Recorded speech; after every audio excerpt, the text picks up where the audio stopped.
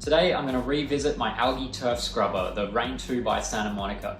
It needs to be harvested a little bit more frequently than something like Catamorpha, because when it does overgrow to the point of shading, the underneath will begin to die and detach from the screen in the algae turf scrubber, and then you might find green hair algae floating around your tank, which is not typically ideal. Typically this begins to occur after about 3 weeks. So most people will harvest their algae turf scrubber every 7 to 14 days, depending on your tank and exactly how quickly it's growing in your particular scrubber. For me, I found about the 10 to 12 day mark is usually when I harvest, but I have many times been a bit lazy and pushed that upwards of 15, 16, 17, even 20 days with no issue at all. I've never gone longer than that, so my quote on the green hair algae starting to shadow itself to the point where it dies and falls off the screen after 3 weeks is unproven in my case, but there's enough anecdotal evidence out there, I think, to support that. Although you could be free to push the limits yourself and see what works for you. Another consideration, maybe a con with algae turf scrubbers, is that the design for them is less standard than a typical cylinder or reactor style piece of equipment. And for that reason, you might have to put a little bit more planning into exactly how you're going to integrate one into your sump. For me, my algae turf scrubber works purely off my overflow. That is the drain line from my display to my sump. There's a fork in my plumbing. One half goes into a filter sock and the other half feeds a hard plumbed line directly into the algae turf scrubber. So there's no pump, it's just running off gravity, and that provides the perfect flow for the waterfall of the algae turf scrubber where a sheet of water runs down the screen.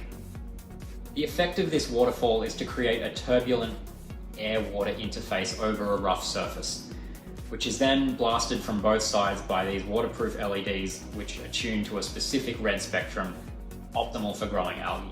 Another question that I really commonly get is, do I ever get algae growing in the sump or on the outside of the scrubber, or bits of algae floating around the tank?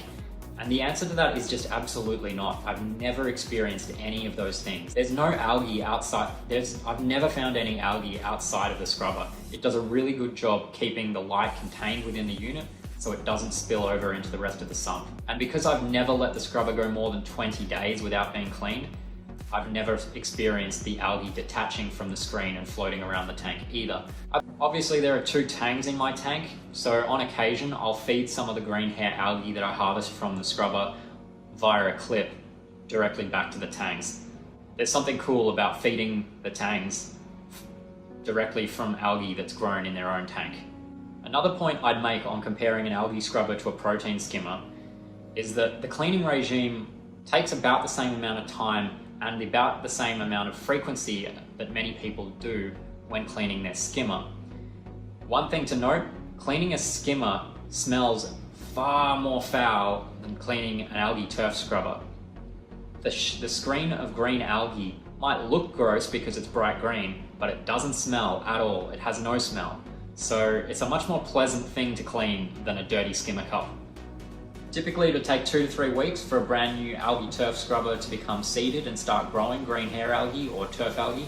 If your tank is still cycling or very new, that time might take a little longer. However, that's usually fine as the bio load will be much lower for a new tank. I've been running the RAIN2 on my tank for over 2 years now, and I'm on my 2nd screen. At about the 18-month mark is when I swapped out my screen. So based on that, I'd say you could expect similar results for the lifespan of the screens. They don't last forever, but they are very cheap and easy part to replace. For the first year, my tank probably averaged nitrates of around 2 parts per million. For the last year and a bit, I've probably been averaging about 5 parts per million. I run the lights on my RAIN2 for 18 hours, starting in the evening and turning off mid-morning the next day. Because I added the RAIN2 shortly after I cycled my tank, back when I only had 2 clownfish and basically no coral, it's essentially been on my tank since the rockwork was pristine and still looked exactly like it did when it was dry.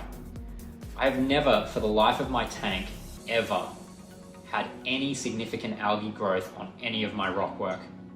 I attribute this entirely to the RAIN2. I occasionally get a bit on my gyres for some reason. I think algae really likes the plastic there, but they're very easy to clean and very easy to scrub off. And if I leave it long enough, that algae gets taken over by coralline, which then also needs to be scrubbed off and is a lot harder to remove.